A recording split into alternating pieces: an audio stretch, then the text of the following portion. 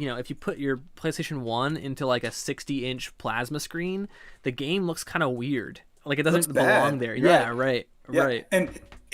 and I feel like this is like an analogy for life, where if you put anything under a microscope, you're gonna see its flaws. It's the Yeah. same thing like with these like larger screens, where Yeah. if you're looking at a larger screen, you're gonna see all of the details, or in this case, the lack of details.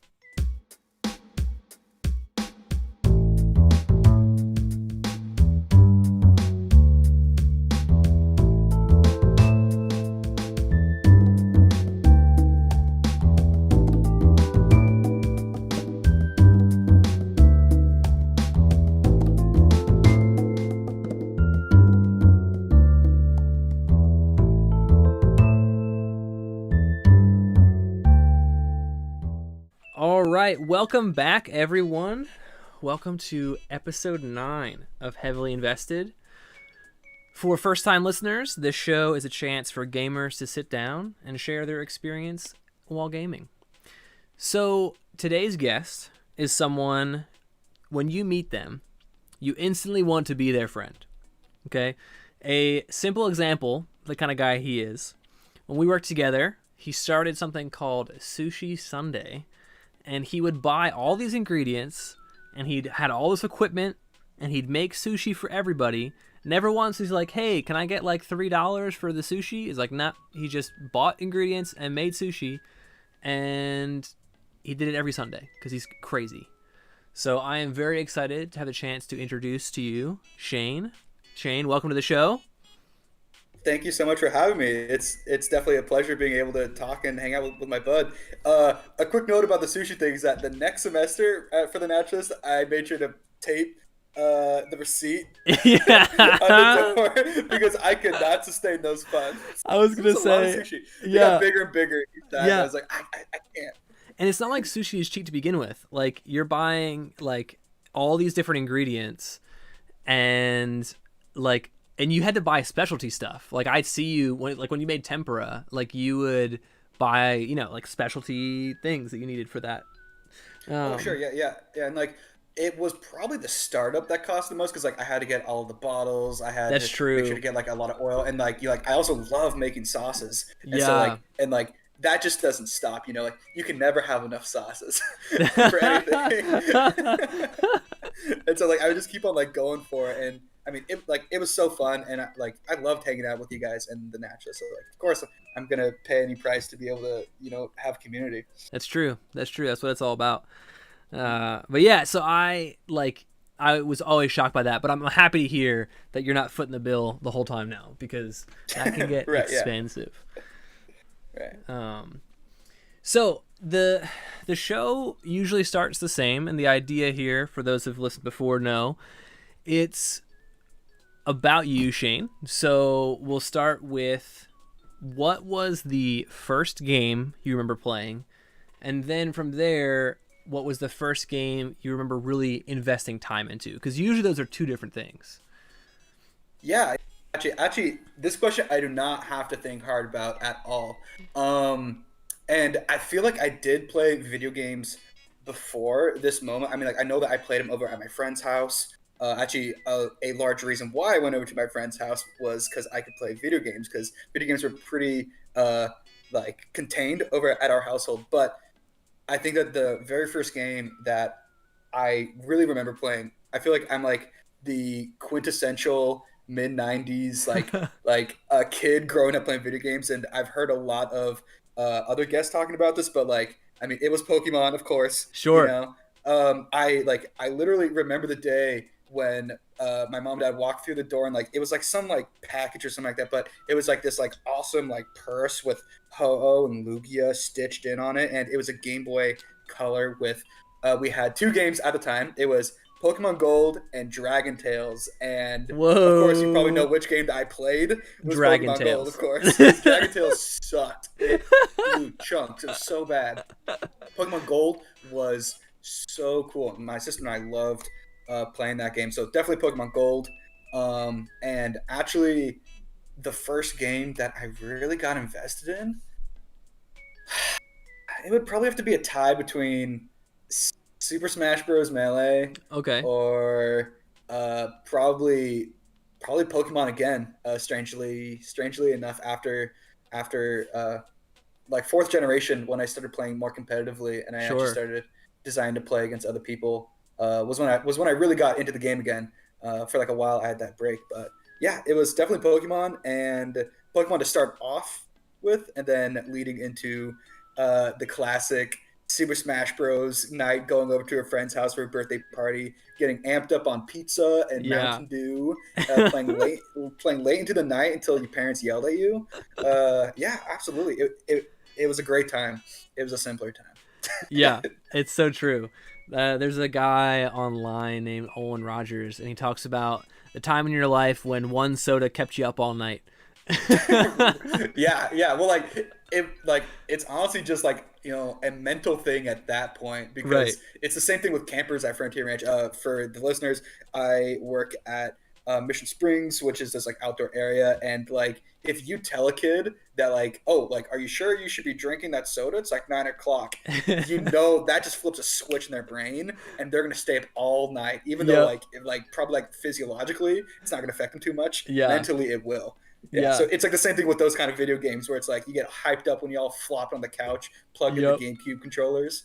Yeah. Yep. It's so true. It's so true. I was saying to my mom a couple weeks ago, I was playing with some friends online, and she's like, "Oh, well, you guys were like, we were playing for quite a while." And I was like, "Mom, back in the day when I'd go to my friend's house and I stayed overnight, like, what do you think we were doing for like the endless hours that we were sleeping over? Like, we were playing games the whole time." Oh yeah, yeah. Sleepovers would be stay up all night or close to all night playing games, getting a few hours of sleep, waking up onto the next game. Like for Yeah. me, in Yeah. sleepovers, Yep. there was no stop except for the occasional rest. Right, exactly. You had mentioned, your house is a little stricter with games, and it's funny because my parents were very similar, I think, growing up. And I was at the age where it was like, okay, like he can have a TV in his room. And now, when I say TV, it's not like a flat screen. We're not talking like this nice, 30, 40-inch TV. We're talking like Like a this thing CRT. was, yeah, this thing was CRT, like Oh, ruler length, like I mean, there was very little going on with this TV, and it was this giant white box, and it would turn gray, and you have to hit it to get it to and turn then you back to slap color. it to Yeah. be able to stop the static. Dude, Yep. I have such a close like relation and like empathy for those TV screens. I feel like whenever I see those screens, I'm like, that is the perfect Yeah. GameCube or PS2 TV, Yep. And like Yep. I remember getting one for a garage sale, and I brought it up to college, and I coveted this thing like nothing else. It was my Yeah. baby. Yeah. It's so great. Yeah, like I love slapping TVs. It helps. It Yeah. helps you with all the craziness that's happening. No, it's so true. And I think a friend of mine made a good point. So and I'll tie it together. It'll seem like I'm going on a tangent, but No, you're good. we were talking about the 3DS or just the DS XL when like the larger DS came out, or the 3DS or the original DS. He had mentioned that he didn't like the fact that the games looked bad on it. And I was like, what are you talking about? And he said the resolutions of the games never changed, but the screen was bigger.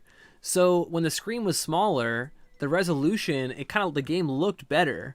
But when you have a bigger screen, it's like, oh, like that game kind of looks a little rougher. And I agree. Like, I think sometimes these, like, if you put your PlayStation 1 into like a 60-inch plasma screen, the game looks kind of weird. Like, it It looks doesn't belong bad. there. You're Yeah, right. right, Yeah, right. and I feel like this is like an analogy for life where if you put anything under a microscope, you're gonna see its flaws. It's the Yeah, same thing like with these like larger screens, where yeah, if you're looking at a larger screen, you're gonna see all of the details, or in this case, the lack of details. yeah, Um, and yeah, so like I think that like when things are a little bit simpler, they're a lot yeah, better. Like you can fill in like those voids like with like imagination. yeah. Whereas when everything is laid out plainly in front of you, you actually have a harder time connecting or resonating or enjoying it. I fully understand that, and I want to briefly touch on what you'd mentioned a second ago as well. Before we get into this, though, I should finish my thought, which was my parents had let me have this TV in my room, Oh, and right, yeah. this CRTV, and I spent so many days. It was bad, okay, because I had basically the way my room was set up was I had this bunk bed in my room, but I didn't have I a love bunk bottom beds. bed. Okay. Yeah, bunk beds are amazing. Yeah, yeah. Okay. And so it's more like a loft bed because the bottom was Mm, empty. So what I did was I hmm had this like basically it wasn't really a couch, but it was like a bunch of blankets and stuff. And then at one point I had this weird like bamboo curved seat thing. I don't even know how to describe it to listeners. Sounds Imagine, comfortable. yeah, imagine like a permanent hammock. It was so weird. It was like bamboo. I'm trying to even think of how to describe it. Imagine a like a cylinder cut in half and then just put like a cushion inside of it. And that was this seat. And it like Oh, sat no, on no, like a. no. I totally get it. It's almost like what like you find on like those cat posts, almost the ones Yeah. that it's like Yeah. hang by a string. Yeah, no. Okay, cool. Yeah. Perfect. Yeah. Very similar to that. And so that was under my loft bed. And then my TV was like in the corner of my room. And I would just lay on this thing and play games until like 2 a.m. Oh my gosh. How old are you? I mean, I could not have been older than like 15 or 16. Oh, that sounds like the dream. Yeah. Oh, Yeah. that's cool. Yeah. And now, my mom's listening to this, so she's gonna probably yell at me later for it. But like I just love that. Like as a kid, and I'm sure I was even younger than 15 at the time too when I was gaming as much. But I just remember like getting a good, PlayStation 1 RPG and just being like, Mm-hmm. I need to grind for the next 4 hours so that I can get Dude, to the next level. time to game. Yeah, Yeah, exactly. absolutely. Like, like Exactly. I could not sleep until I had reached that next achievement because like that's all my brain was thinking about. Yep. It's like, oh man, like I can't wait till I reach this level and I'll be able to get like Yeah. this and this. It's so true. It's so true. So, yeah, going back a step, you had mentioned playing competitively. So, tell me a little bit about that. Was it only Pokemon, or were there other games that you played competitively? You know, I mean, like I feel so like I've been thinking about myself in video games over like the past couple weeks ever since like you started this show thinking about like what I really enjoy and I feel like when I listen to more and more of your guests I realize that like I feel like I'm not of a single player person as much as Mm, I thought I would, even though like I am a pretty like casual like player, like I love playing with friends, like I love winning, I love losing, like as long as I'm yeah. having a good time. um when it comes to like playing competitively, what I was talking about was I mean like it's it is like not just for Pokemon, but like let's use Pokemon for an example. I know for me, I really really enjoyed playing Pokemon growing up, and like I remember my first Pokemon to level 100 was like our starter Typhlosion, and it had like Yes. and it had four crappy moves. It had and I remember because I loved their animations. It had cut because back then you couldn't erase your HM or anything like that. It had Oh, cut, right. which is like a 50 base powered normal type move. Yeah. Strength, which was just like a rock chucking on their face. It was awesome. It was Flame Wheel and it was Flamethrower. So I had two type coverages, of which one was not super effective against anything. The other one was just fire. But like, it still kicked butt because I mean, what's a level 57 Lance's Dragonite gonna do against a level 100 Typhlosion? Nothing. But later on, when I got back into Pokemon, I know that there was a big gap around like middle school where I was like, I'm too old for Pokemon. Mm. Something super dumb. I got back into it because I was with like a bunch of band buddies and cross country runners, and they were all just like good, loving nerds that like they were just good people, and like they brought me back into the game. And when I got back into it, uh, it was fourth generation, so that was Sinnoh, Okay. Diamond, Pearl, Platinum, and I remember when like I was in middle school thinking like, oh, like these new Pokemon are so dumb. Went back into it first, like it was awesome because like they gave so many cool evolutions, but also So because true. they finally separated the physical special split between the moves. What I meant, like Oh, right. what I mean was that grass type, fire type moves were always special type, and like ghost types were physical and stuff like that. Fighting was always physical. And so many potentials for these Pokemon with cool stats and cool abilities. They were Yeah. constrained because of this special type split. And so when they finally got rid of that, there were so many more options. A good example would be like Hitmonchan, who could learn Fire Punch, Ice Punch, Thunder Punch. Those were all special moves, and he had like miserable special attack. But Oh, when they interesting. finally switched that back, they were able to like diversify and be like, oh, Hitmonchan is actually a decent Pokemon. And but I didn't have time to grind Pokemon to level 100 again because I had cross country, Right. soccer, school, all of these perceived things that I thought were extremely important, which they were, I suppose. But Sure. um, I heard of this online thing. It was like just in development, and they've definitely streamlined it since, but it was called Shoddy Battle. And what Okay. happened was that you get on this program and you had access to every single Pokemon in the game. You could increase the level from from level 1 to 100, and you What? had access to all of their EVs, all their IV stuff that, like, let's be honest, What? 95% of all, like, Pokemon people Yeah. don't know, or, like, don't Even don't understand even it, or know if don't they have time for exist. that. Yeah. Yeah, no, like honestly, I still don't understand about EVs and IVs, but I Dude, do know that they totally boost. understand.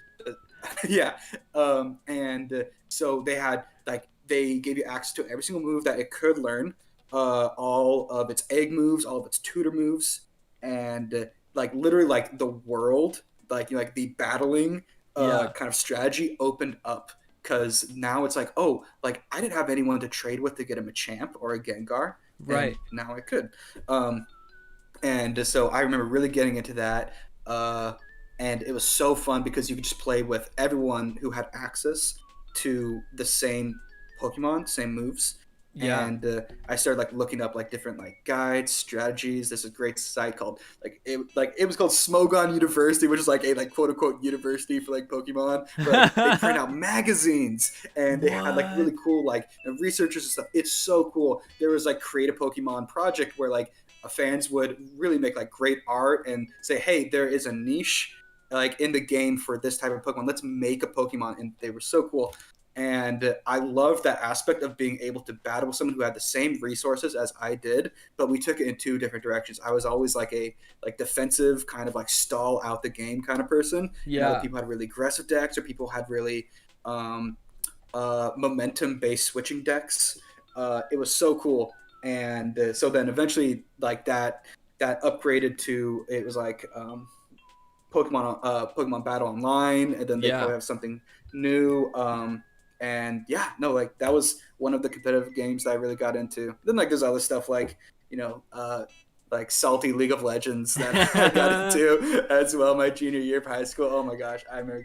Yeah, I actually still play the game a lot. Dude, don't worry. I got some And questions about League in the future, so we'll get totally, there. yeah. And then Smash, of course, which is, I would say, Yes. Yes. inherently both a casual yet competitive game, and there's so many different tiers. The same way that Uh-huh. like like there are so many tiers in Pokemon with like overused, underused, never used, stuff like that. It's the same Yeah. thing with like casual, competitive, or levels of play for Smash or for League too. So yeah, It's so true. I You have like ground level, which is like I'll play because other people are playing. You right. have like the next level in my mind is like the person who believes they're good but button mashes. Right, yeah, yeah. Uh, The people that use Kirby. yes, yep. The people who I'm use sorry, Kirby are slightly a the step podcast. above It's that. the people that always use downbeat for Kirby. Yes, dude, it's so true. It's so but true. but those those guys are always the nicest ones too. It's true. They're It's great to true. have around. They're yeah. And then the people that are finally using shield again, Yep. the people that are rolling, people Yep. that, and then like it gets into wave dashing Yep. and ledge canceling and all of Uh these like huh. Uh techs and huh. stuff like that. And I'm just okay. I can't Yep. compete with that. Yeah, and then you have the tier that I put Shane on, which is for everyone that doesn't know. Shane talked a bit about his love for CRTVs. This man wants to play Smash on a CRTV because there's lag time This on a frame lag, yeah. on a normal TV between controller and TV input. So that's a different tier of Smash for me as well. That's a whole new level of Smash. That's fair, yeah, absolutely. And it's funny because I feel like I was corrupted because I mean, like, you get so many different staff members coming to Frontier, and it was this one staff member that said, "No, like there is like frame lag," and I said, "No, there's not," and then they showed me it. I was like, oh. Now you're like, I can't ever go Right. back, Yep. and I've been disillusioned, and I feel like this Yeah. is what happens at some point in our video game like careers, or like not necessarily like careers, but in our hobbies, is that like we get disillusioned to stuff that we originally thought was great. It's kind of Yeah. sad. For No, me, that it's was a frame lag. yeah, it's so true. I'm playing right now for anyone listening who's watching any of the videos I put up on YouTube. I'm playing through Bugs Bunny Lost in Time. and this is a classic PlayStation 1 game. It is all of the Looney Tune characters, and the story is your Bugs Bunny traveling through time. Who knows why? It's just what's happening. Right. It just puts you in those old games that don't explain anything. Yep. Yeah. And so I remember this game very vividly. We played as kids a lot, and I remember it was so hard, like stupid hard. And as a kid, when you're playing a game and it's really challenging, you think as a kid, you're just like, okay, this game is hard, blanket statement. As an adult, you play a game and you're like, oh, the mechanics and controls are busted. Like, that's why the game is hard. Like, the camera constantly swivels and doesn't do what you want it to do. When you jump, sometimes the edge of a box catches you and sometimes it doesn't. Like, I'm just, as I'm playing through, there's all these mechanics that I'm like, wow, like this game is very challenging because it's broken. It's a broken game. No, yeah, absolutely. I feel like games when they hit like a certain like do like would you like happen to have like a time threshold of where like games like clean themselves up when it came to those kind of hitboxes and stuff like that? I'm trying to think of like Yeah, I don't know, because it wasn't all games too. Like on the right, same yeah. console, you have Spyro, and Spyro was pretty great when it came to I love like Spyro. what counted. Because you a lot of that game was gliding, and then you kind of had that little like flutter glide at the end, and so a lot of it was Hmm. like precise placement. And as a person who played that game often, I can't think of a time where I'm like, wow, like I fell off that edge and I shouldn't have. Like I'm sure those moments exist, but Right, yeah, yeah, but like Mario, same thing where like they had like very crisp, clean. Like I feel yeah, like games that were like like designed as platformers, such right, as Mario and to an extent Spyro, like they right. really focused on that gameplay issue. Whereas like other games, like there were just so many games that were being produced at like a Right. certain time, like the Over the Hedge GameCube game. Right. Like what a freaking awesome game, but also how random is that? Right. Right. Yeah. They It's don't so make those true. anymore. It's so It's so sad. true. And even I think about sometimes like when I went to Japan, the the thrift stores there are just full of shelves of games, and I have never heard of a single one of those games. And it's not like, oh, it's the Japanese title, like I'm a totally ignorant person, I don't know what game this is. It's like, no, these games were never released in America because 13 people played them. Like, and it's crazy to think about how many games we have that in America that gamers don't know about. And then you go a step beyond and think about all the games that were produced that never got Western releases. And it's like, oh my gosh, like there are so many people producing video games. And I'm sure, this Bugs Bunny game was just, the Warner Brothers trying to do everyone like games are the things now, so let's make a I game. suppose that we should add a video game. Yeah, Yeah. right.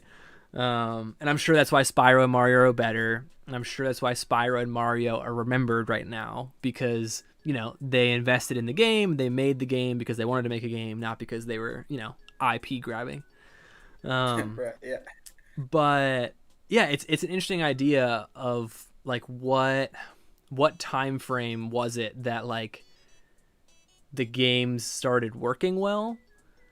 And even then, I had mentioned this pretty recently with a different guest. We talked about at what level is a game like busted?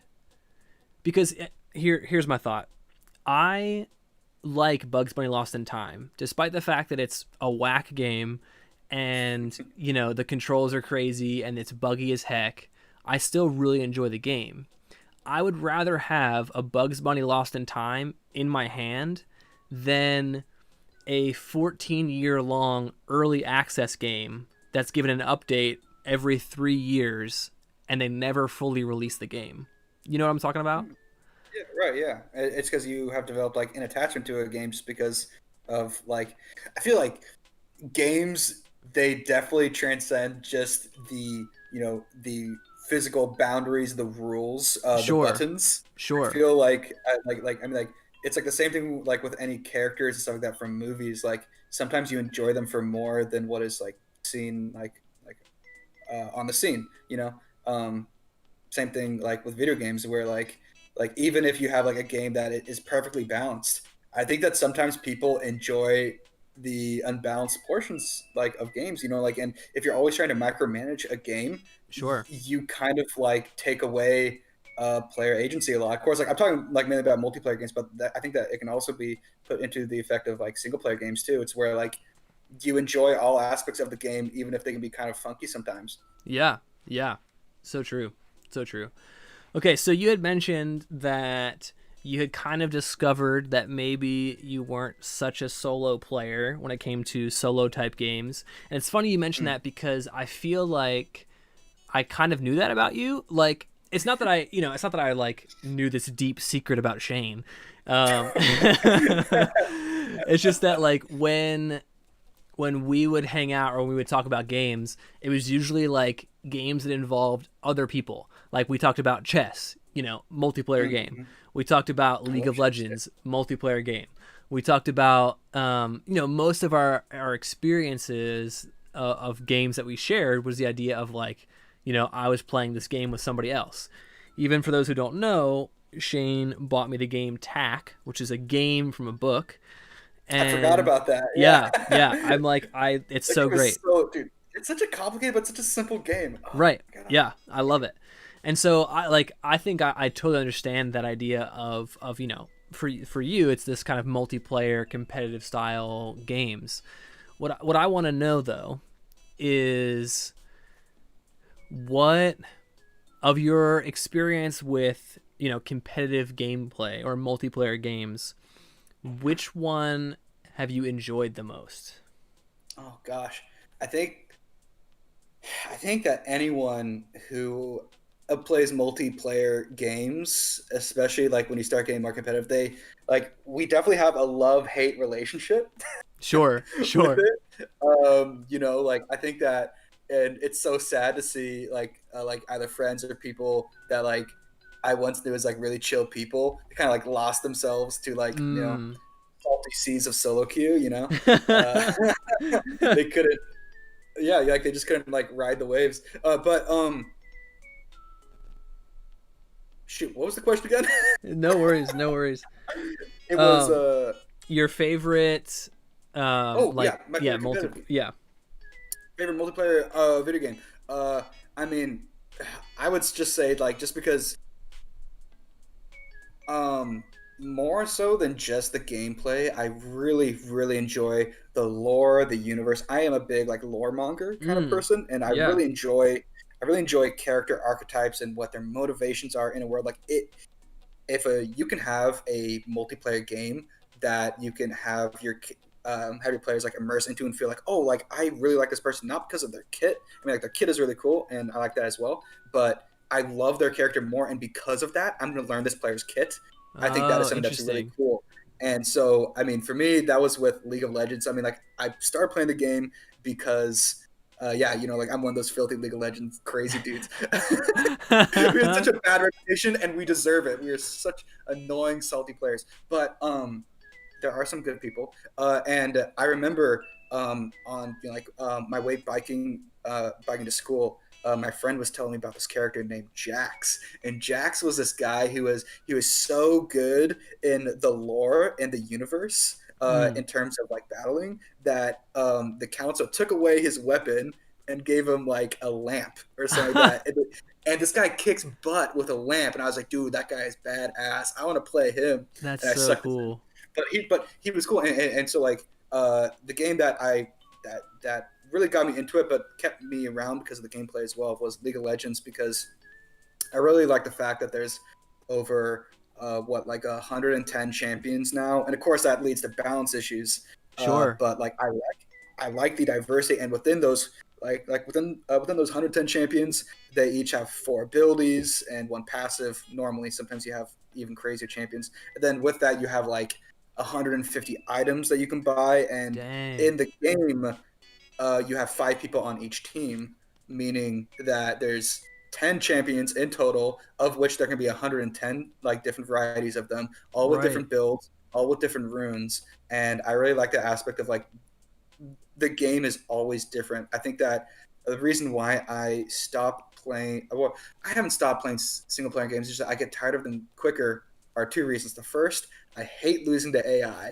I like it irritates me so much. If a freaking like, I remember I would always like play myself for Smash against 3 level 9 bots or something like that, and if they beat me, I got so upset because I felt like they were hacking.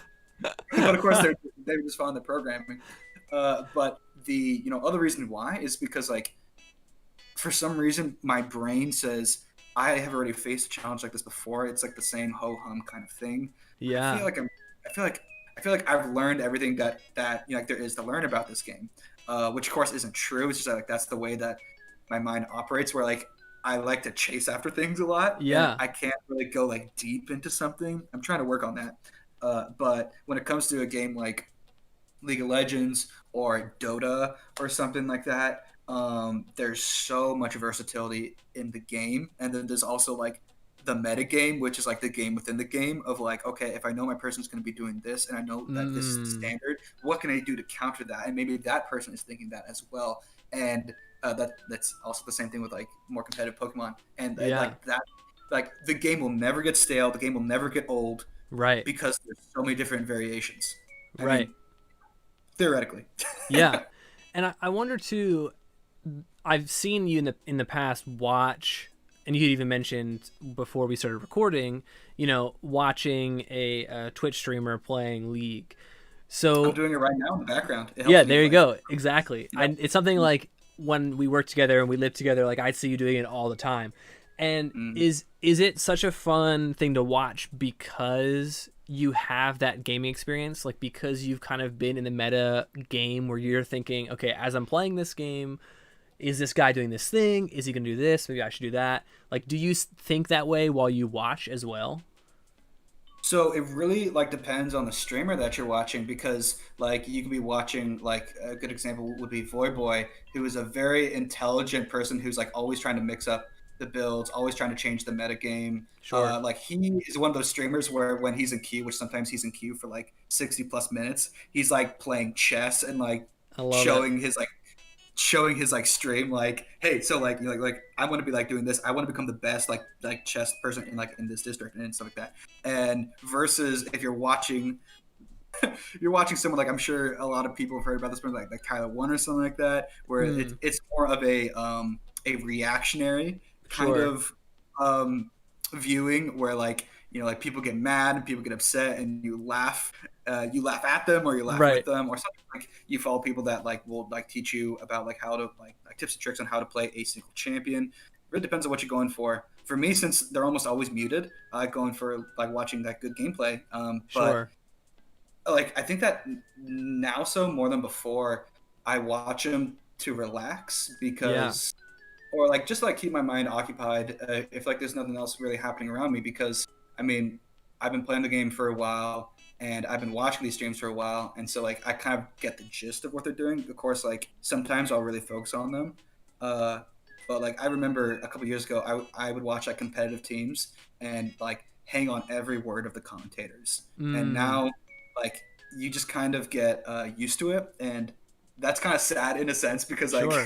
you can't like you can't be thinking about all the time but it's also a good thing. I feel like when you're always trying to lean on every single word of a commentator or of a streamer you kind of lose your sense of direction and what you want to be as a gamer or what you want to be as like a person in real life and like like there's other things to do around the world. I just enjoy playing games but that's certainly not what defines me Sure. out there. I'd rather also like go on a run, go play volleyball, make sushi, Yeah. play board games. I love board games and card games as well. Yeah. One of the things I was always shocked when I first met Shane, I was very like when we first started talking, it was like always games. Like we talked about games so much, and I was like, this guy gets it. Like he's a nerd like me.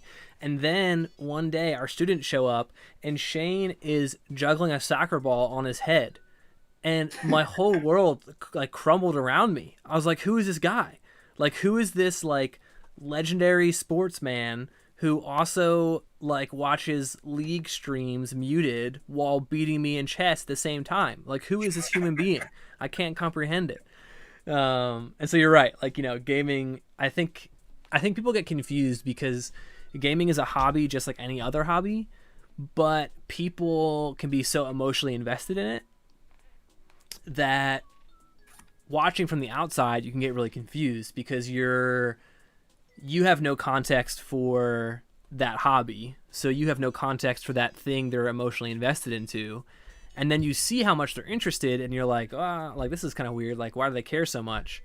But what's funny is that's how I feel about sports. Like I don't get emotionally invested in sports, so when my Right. Yeah. dad is yelling at the ref, I'm like, okay, dad, like come on, like what's going on here? But he's getting just as emotionally invested in that as I get emotionally invested in a character in a video game that, ultimately their story is already written. I just haven't got there yet. Yeah, like absolutely. I think that, and like this has been like kind of like a thought path that I've been going down for a while now. But like I've been a strong advocate that like everyone's a nerd in their own thing, Yeah, and like as long as like you as a friend like encourage them in their like nerdiness to like express that, and yeah, sometimes even like participate in that, like yeah, you can like you really got to see what makes this person tick, and in a sense, they will also be more invested in what you're doing and what your passions are in. Like I know someone who like is different from me is like Steve. Steve is another naturalist for you fellow listeners, and like he's like really big into like the sports stuff like that. yeah, And I've always been a player of sports, never a watcher of sports, because sure, like I'm the same way where it's like I see no reason in watching a game when I could be playing in it. yeah, Um, but like he and I had some really good conversations, and like as long as like you don't like immediately dismiss what another person's saying, like you can really see what they really find interested in, and you can kind of connect that to stuff that you enjoy. Like we're all nerds for different things. yeah, Sometimes those nerdy things can be for sports. Sometimes those things can be for I don't know. Like I would say like people that are like super intense on running and stuff like that. Like those guys are yeah, nerds for shape and like running and stuff like that. Like good on them. It's yeah, awesome. yeah. No, it's so true, and I've had conversations with Steve in the past where he's kind of called me out on the like on like ragging on sports, and you're right. Like I've started to kind of change my process of thinking in the reality that people can and are nerds about pretty much everything. Like anything you can be interested in, anything that can be interesting. There's someone who's a nerd for that thing. That is a really good way to put it. And I'm not saying to not make fun of stuff because I think that's really important to make fun of stuff. Yeah, Like I think that I make fun of video games just as much as other people make fun of like the video games that I right, play. Like right. I just League of Legends so much because it's such a cancer game, but it's all. Uh, but it's like the same thing. Like man, like we just need to be able to laugh at ourselves about the Yeah, different stuff that we enjoy. yeah, That way we can accept so many more people into the thing. Like I'm always encouraging people to get into the stuff that I like, and I hope that they encourage me the same way because I feel like I feel like I always want to be interested in something. I always want to be able to like really invest some in. Now that I feel like I'm becoming more and more numb to League, yeah. because like I've been playing for so long, it's like I can't wait to get that next thing. And so that next thing right now, I've always loved playing D Oh, and I D. love that. I've been recently participating in D&D as well, and I think it's so funny you say that because before we started recording, you were talking about the lack of interest you have in the character building aspect. But Oh, I think but not think D and D. right. Oh my Yeah, gosh, no, no, dude! no, no. I was just gonna say I I love Elite think characters. yeah, I think what it is you were mentioning it's almost the cosmetic piece that you care little about. It's not necessarily Right. because you'd even mentioned like you picked the character's cosmetics based on the effect that cosmetics had on the gameplay. So the Yeah. example was Class, Skyrim. racial Yeah, abilities. right. You pick Breton because of their ability to withstand magic, whatever. Yeah, Um, and it was a great against like the Thalmor, and I was like right. already like reading up on guides. Right, exactly, exactly. And so, D&D is I think that great as a great game for you because it's all character building and none of it's cosmetic. Like the entire Right. game is building your character as, because the thing I like about D&D is the world you're experiencing and the world I'm experiencing can be the same world, but they can be very different because as the DM is describing what's happening, you're picturing something in your head and I'm picturing something in my head, and it's the same world, but it can look two very different ways. Um, Right, exactly. I think that D&D is such a great game because like you guys collectively, like the DM, the players, like you guys are all the game developers, yeah, and it's patching every single day. It even patches mid game if you guys are right, like really players and DMs. Uh, like it has a whole bunch of balance stuff that you guys can correct. Like you are literally like in charge of the game collectively, right, and no game is going to look different, even if you're with the same players. There's right, always going to be a setting. There's so much imagination, and like I feel like D&D is if a video games like if all their constraints, whether like that be graphics or whether that be like bug testing and stuff like that, if all of those were like just like released, like you would get D&D. I think that yep, like D&D is video games like unharnessed. yeah, yeah, But like with all of that potential comes a lot of people being lost on what to do right, because you guys are in charge. Like nobody is directing you right, right, besides the DM, but who's directing the DM? yeah. Yeah, and I think too a thing that I've witnessed even in the campaign I'm currently playing in, the main difference that I've seen between video games and D&D is video games, the mechanics being set help an open world game to be a little bit more understandable. You know, you walk up to a door in an open world game and it says press E to open. Okay, easy, you figured it out. You go in the building. In Yeah, D&D, you're in a town and your DM is like, you're in a town. And that's it. Like, oh, so you right, have yeah, you yeah. have to be, as a player, you have to be like, okay, what do I see? Like, what do we see in this town? Each DM's different, but the example that I have that's recent is my group stood in front of a locked door, I and was gonna say, yeah, yeah, yeah. we talked about for like 20 Like, minutes how we were going to yes, I'm break into this building.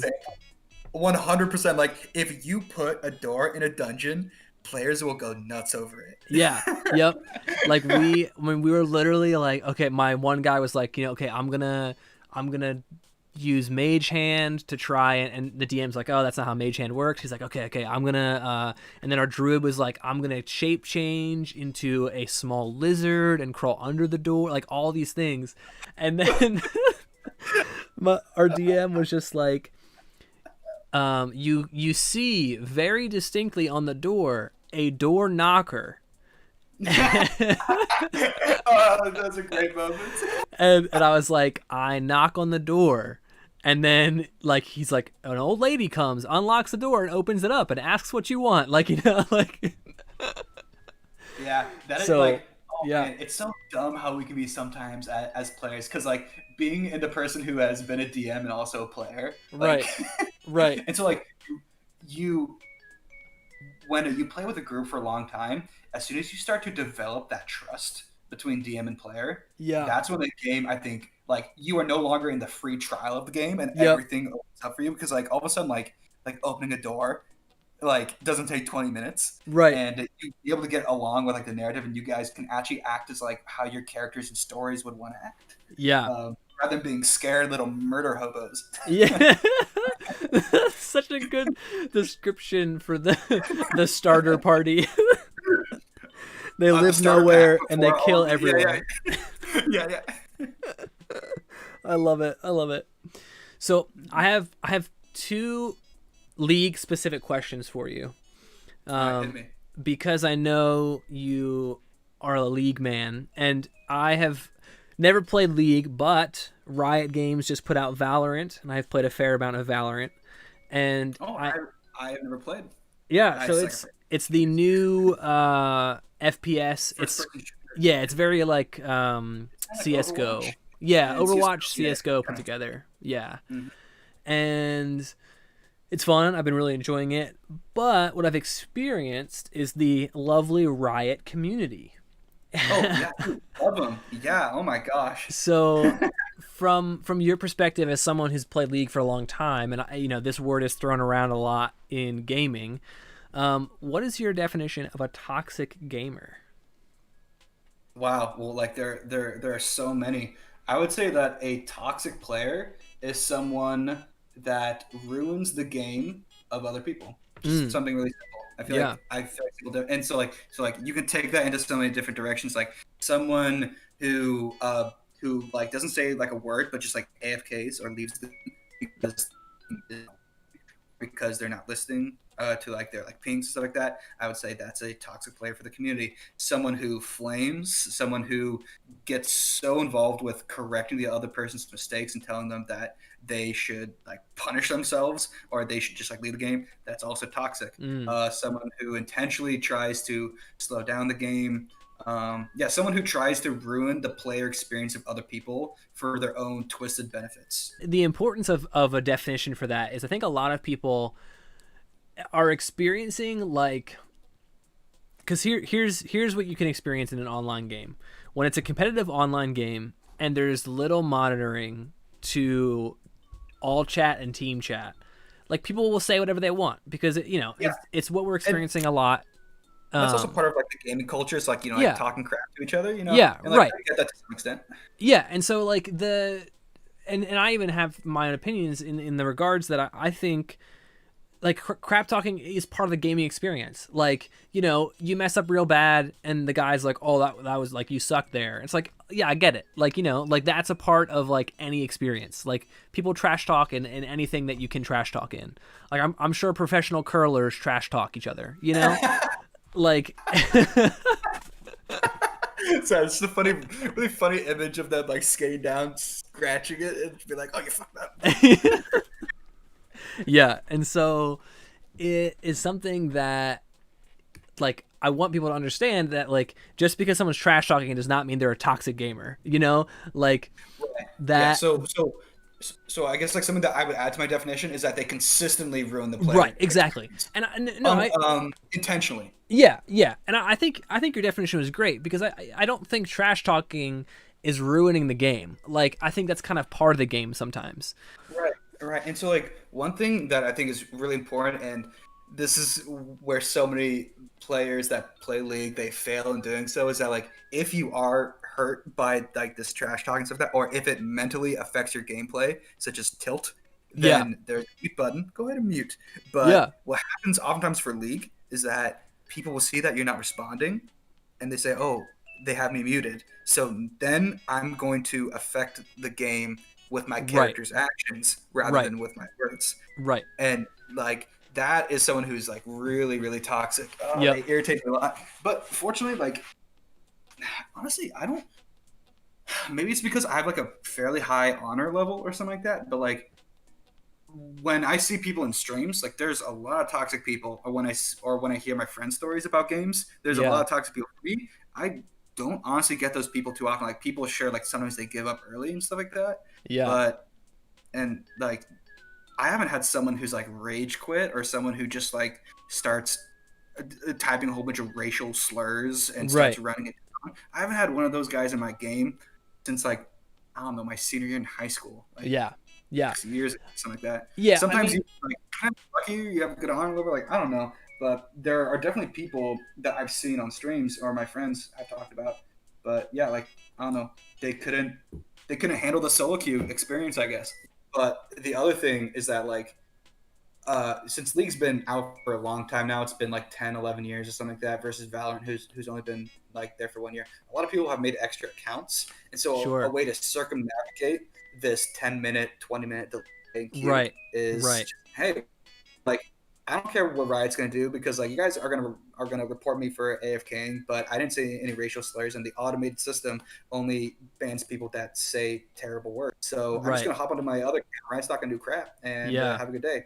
And yeah, and like that sucks that the community is like that. It really saddens me. As a person who considers himself a gamer and someone who cares about both the community of gamers and gaming as a thing that like I want to continue to see in the future, like I have a little bit of empathy for these people because, to like how hurt do you have to be to like endlessly spend your free time doing something that you find fun just to cause other people frustration and pain. Like what Warped and level? twisted because like you're Yeah, probably not having fun yeah, either. right. Actually, Um, my friend Nick has a really good way of saying this whenever we meet like a toxic person in game.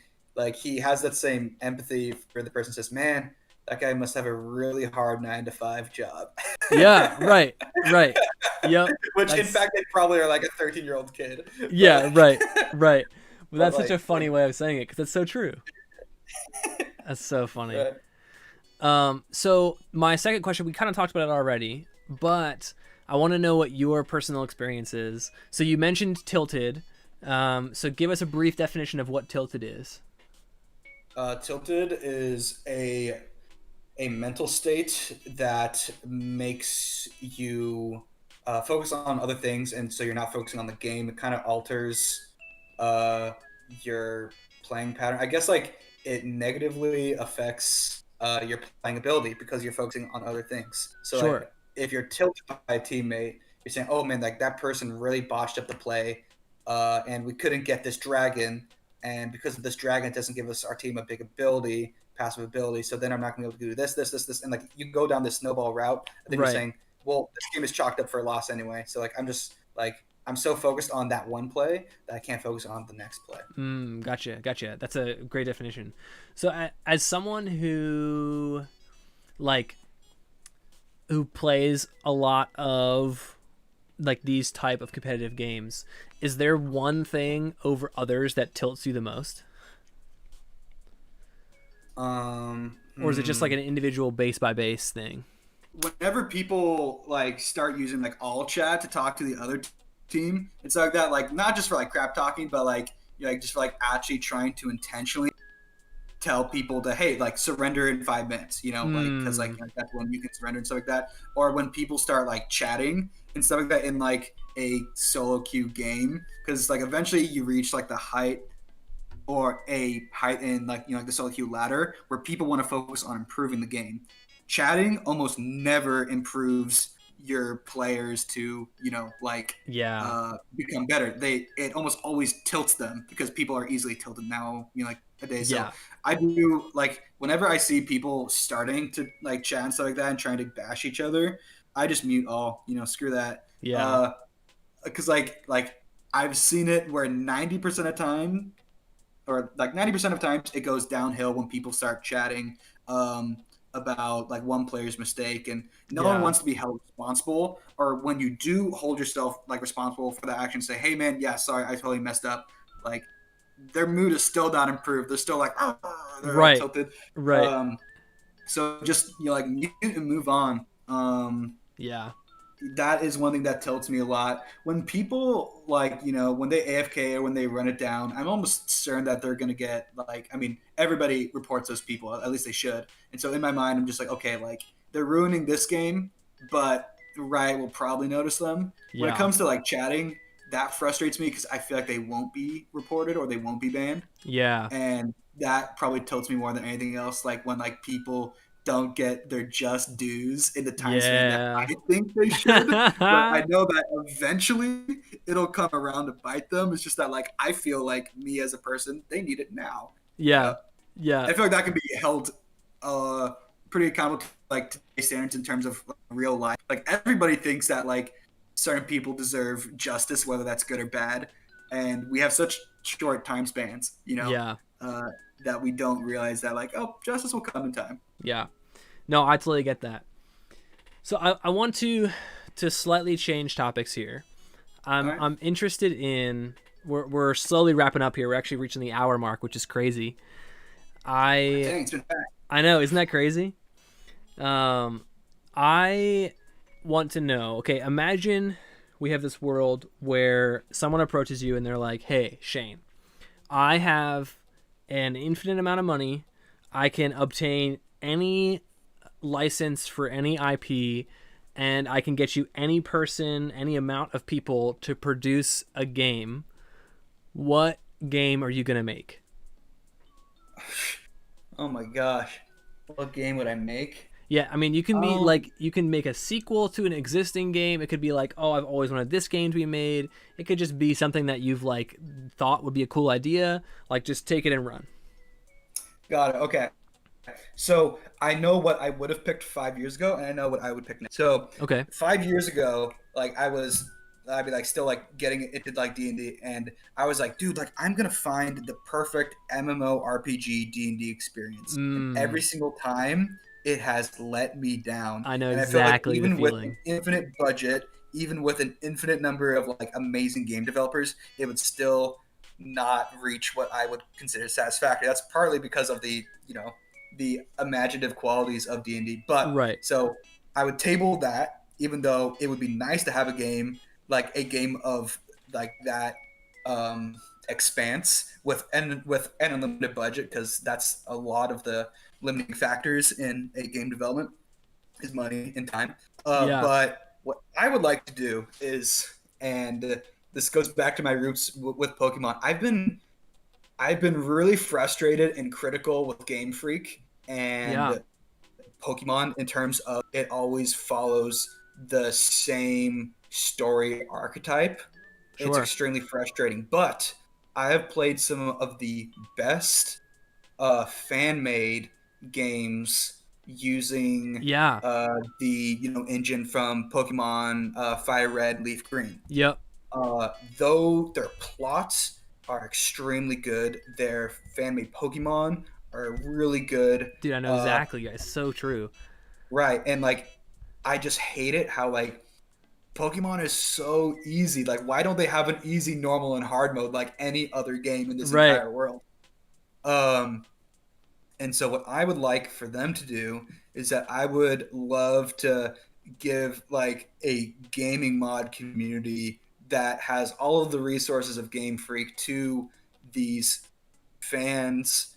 I feel Mm. like, and I think that like this was a conversation that you had with one of your guests, talking about game developers and the gaming community and how maybe there is like there is this kind of missing connection between the two. Yeah.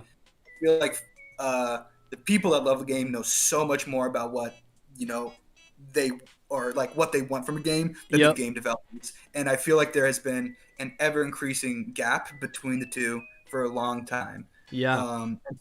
And so you'll see now is like, oh, they just keep on producing GTA 5 and Skyrim because like those were Yep. good successes, and they don't try like they really don't honestly try and giving the community what they want, or at least they'll give the community what they want that agrees with their motives, Right. but Right. they don't agree with all of the community. And so what I would like to do is that I would literally like to put the game of Pokemon into uh, these fans' hands, because like they're incredible. Like you can Google best like top 10 fan made Pokemon game mods for emulators, and you'll Right. come up with like the best stories ever.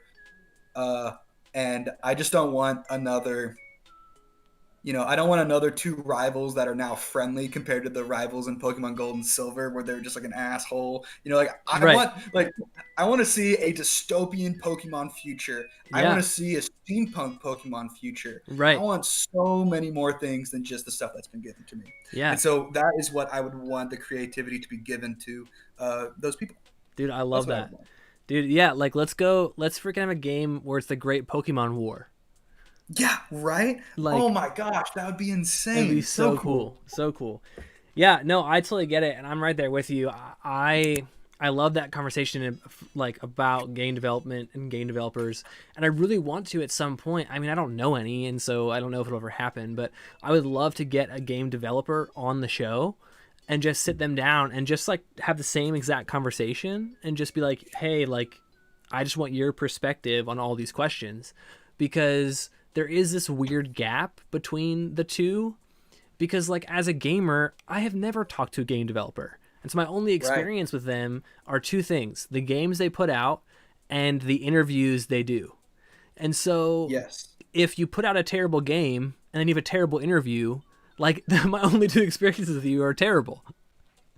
Right. And like I think that like what is like the most disheartening about all of this is that like they were just like us before they were game developers. So Right. like what happened? Right. Like obviously there's something that I am missing Right.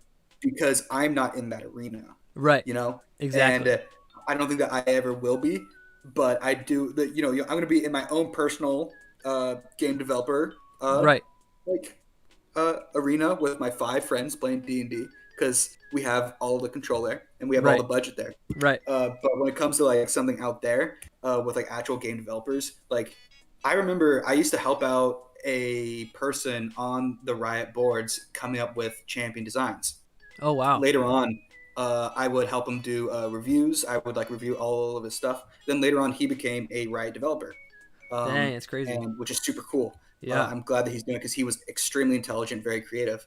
And then like I feel like he lost, like he had some really terrible quotes like on Twitter or something like that, and Oh it was man, just so yeah. bad.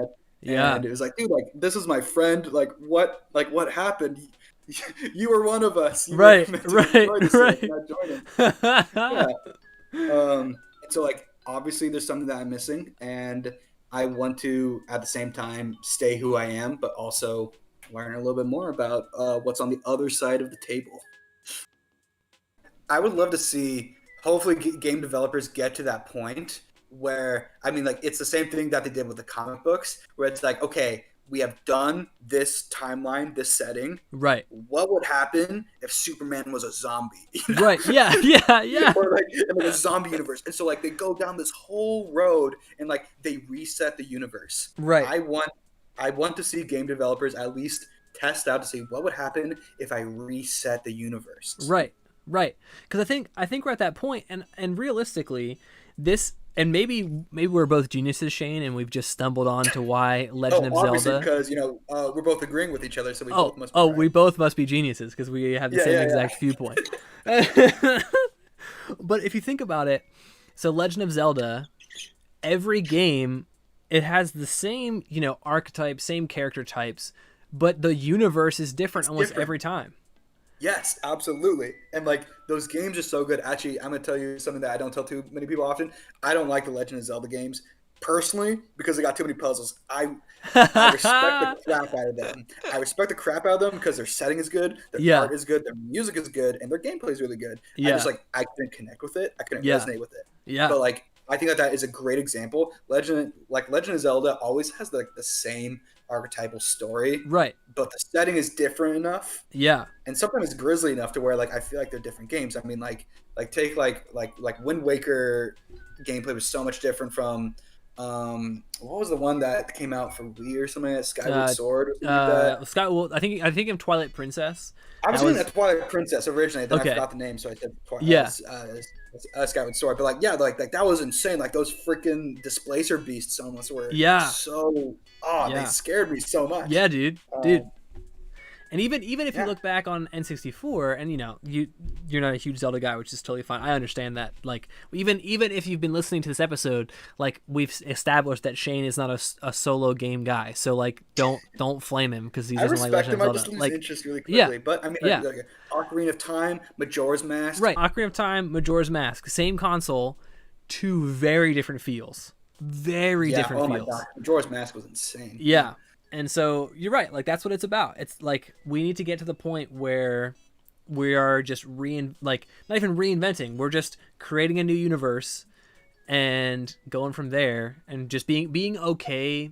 I think it's all about risk. It's being okay with risking because I feel like so many companies now are afraid to risk because of what they've lost in the past. And if you talk to any like motivational speaker who's speaking to a 13-year-old girl and she's like, well, he broke up with me. Everyone's like, well, you got to try again. Like that's what everybody says. Yeah, and I think that like that is a big difference between game developers back in the mid 2000s where like they would make let's make an over the hedge GameCube game and people are like Right. what, and it's like actually that game kind of slapped. Right.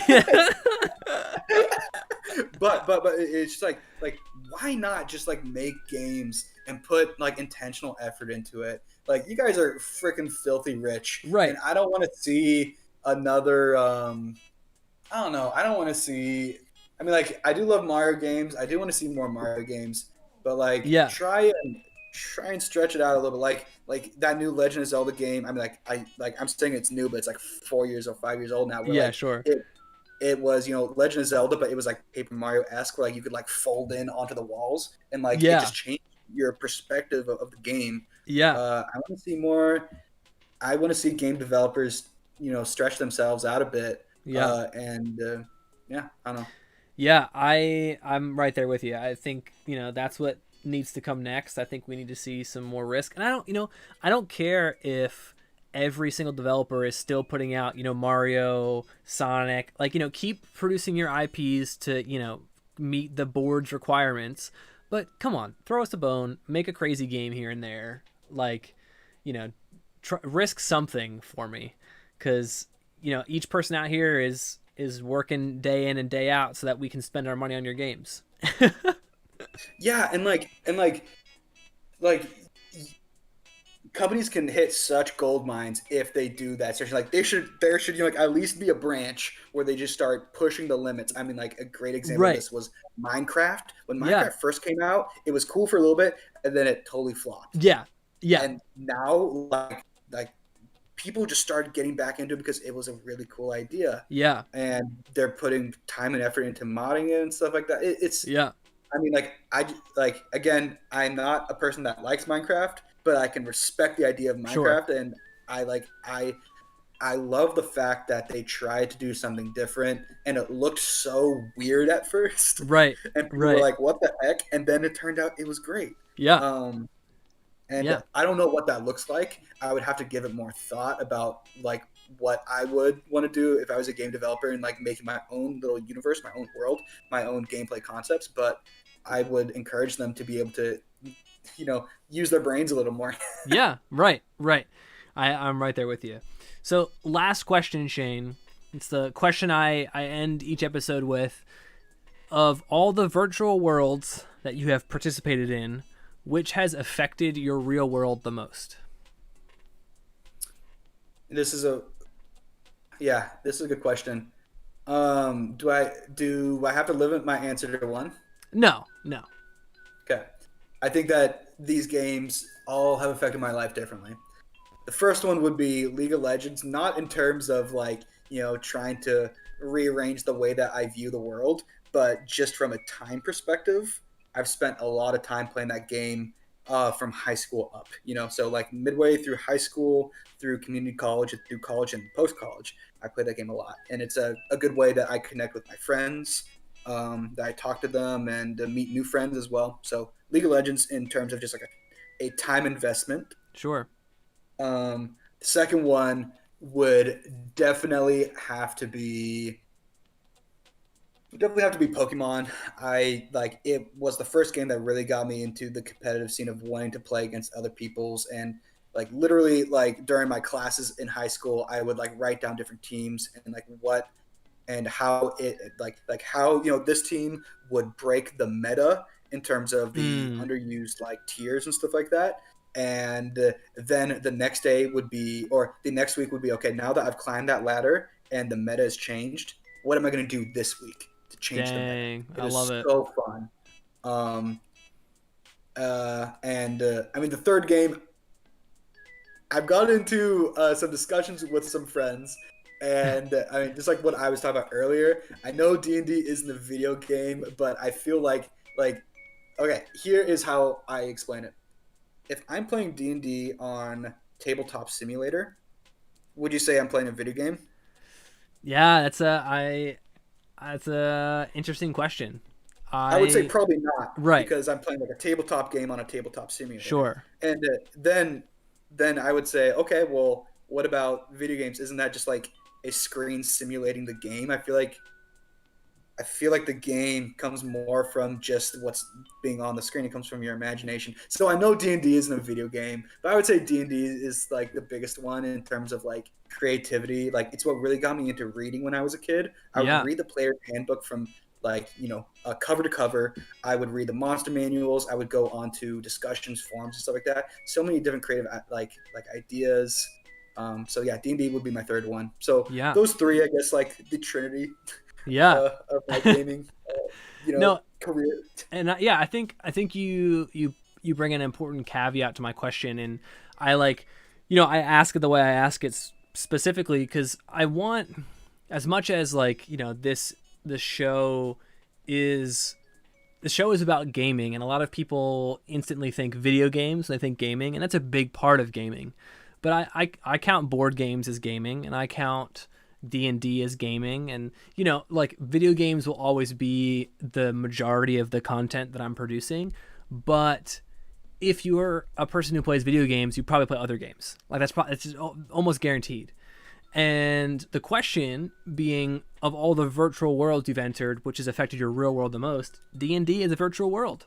It doesn't have to be, simulated via video console. It could be simulated via your imagination. Yeah, absolutely. And I mean, I would say that so many games can be based off of the idea of D&D, like, Elder Scrolls Oblivion, Yeah, what yeah, a great game that was. right. And it's how similar was to D&D. Yeah, no, it's so true. A fair amount of people, I'm sure, that produced early video games played D&D when they were in high school. Oh, absolutely. My mom and her sister played the crap out of D&D, which That's is so hilarious. cool. That's Yeah, so no, cool. they're awesome. That's Yeah. amazing. I love it.